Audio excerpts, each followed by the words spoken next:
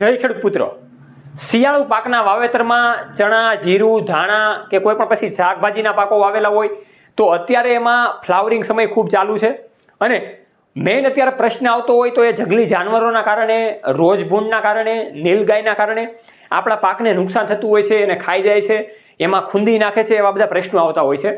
તો એની માટે આપણે આધુનિક ટેકનોલોજી તો વાપરીએ જ છીએ, પણ ઘણા બધા એવા સામાન્ય ખેડૂત છે કે જેની પાસે એ ટેકનોલોજી લેવાની એવી કોઈ પ્રક્રિયા નથી, ટેકનોલોજી વસાવી શકે તેમ નથી.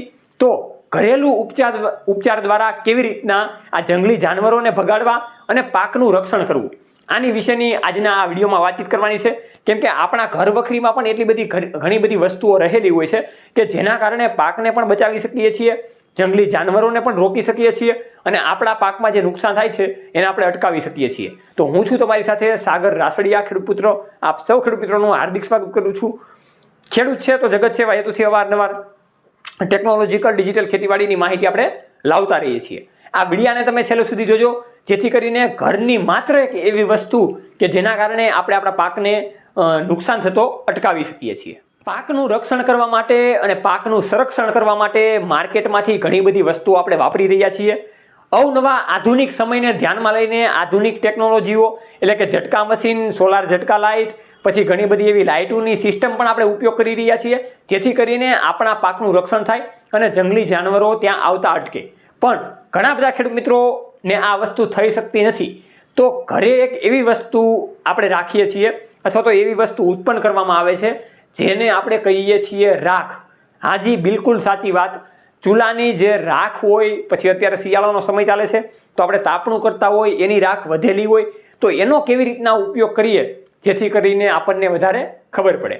તો આ રાખ જે હોય એને ઠંડી કરીને આપણે પંપમાં એને મિક્સ કરીને આપણો જે કાંઈ પણ કોઈ શિયાળુ પાકનું વાવેતર કરેલું હોય એમાં કોઈ પણ પાક હોય એની ઉપર છંટકાવ કરવાથી નીલગાય આવવાના જે પ્રશ્નો છે એ બિલકુલ ઓછા થઈ જાય છે. બીજા જે જંગલી જાનવરો એટલે કે રોજ અને ભૂંડ આવે છે એને પણ આવવાના પ્રયાસો ઓછા થઈ જાય છે. કેમ કે આ રાખનો છંટકાવ કરવાથી એને એવી સ્મેલ આવે છે કે આ ઝેરી વસ્તુ છે, આ ખાધા જેવી વસ્તુ નથી, અહીંયા આવ્યા જેવી વસ્તુ નથી, એટલા માટે એ જંગલી જાનવરો આવતા અટકે છે. અને આ એક ખૂબ સારી એવી બાબત છે. આ રાખનો પાકમાં છંટકાવ કરવાથી ઘણા બધા કીટનાશકો અને ઘણી બધી જીવાતો રહેલી હોય છે એનો પણ નાશ થાય છે અને પાકની રોગ પ્રતિકારક શક્તિમાં વધારો થાય છે અને પાકને જે રીતના ચમકારો પાકમાં લાવવો જોઈએ એ રીતના ચમકારો આવે છે અને સારું એવું ઉત્પાદન આપણને મળે છે. તો આવા પ્રયાસો ખેડૂત મિત્રો આપણે કરી શકીએ છીએ.